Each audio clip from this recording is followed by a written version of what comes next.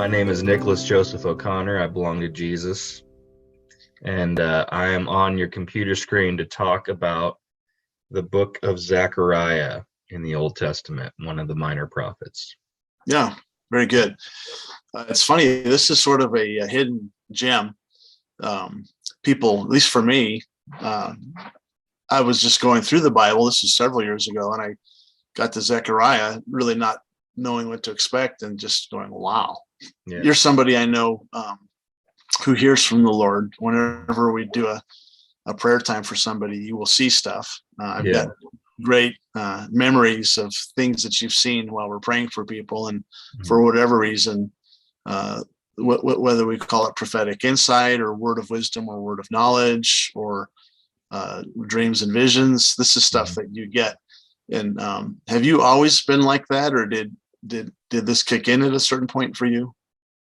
I think I have always heard from the Lord since I was a little kid, for sure. You know, we talk about DC Talk and the Jesus Freak album.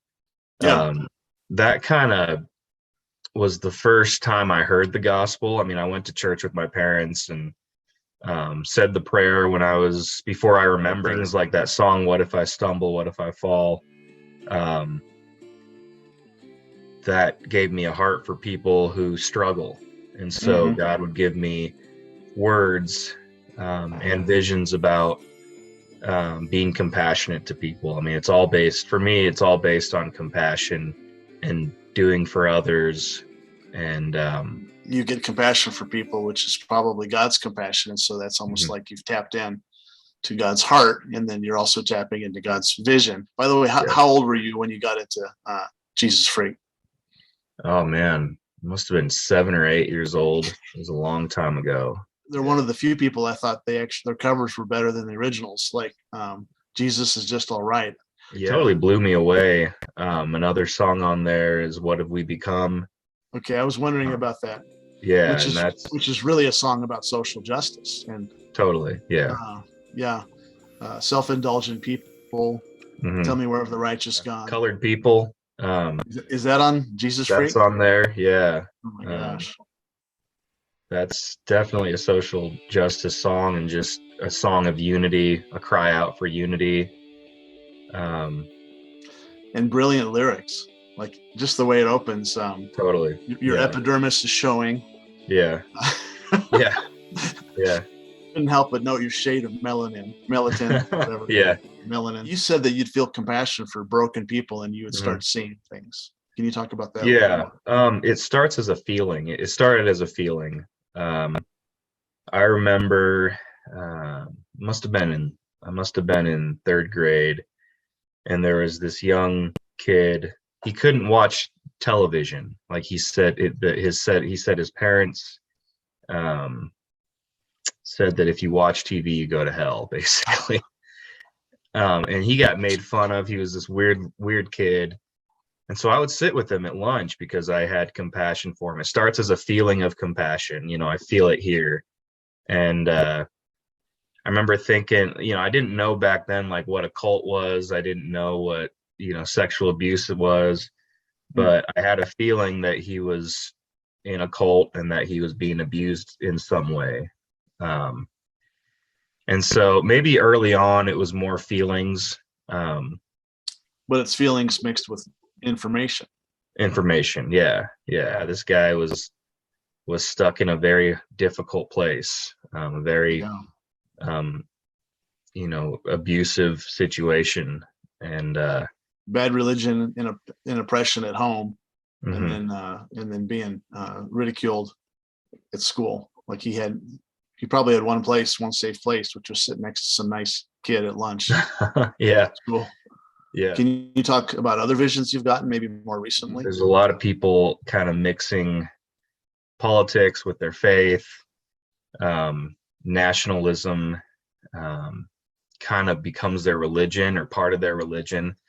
And so I remember this was a year and a half ago, before the presidential debate of Biden and Trump. You're seeing the beginning of the debate, even though the debate isn't until the next day or whatever.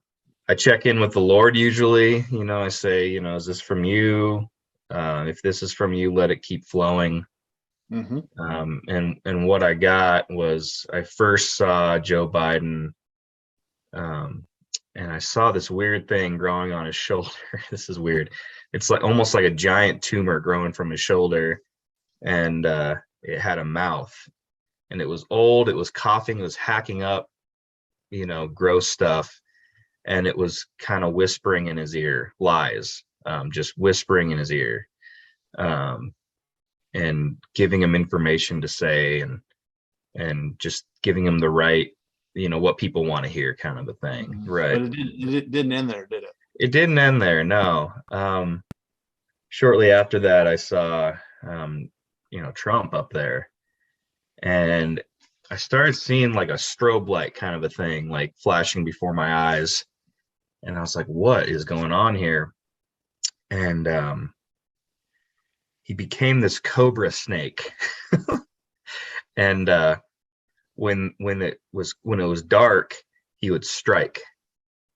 And Like in between the flashes of the strobe, yeah, like yeah, the dark parts, yeah. when you're not Like looking. it would be dark and he would strike, and then it'd be light and you kind of see him pop back up and talking, and I think that was God's way of telling me, neither of these guys are The trying answer.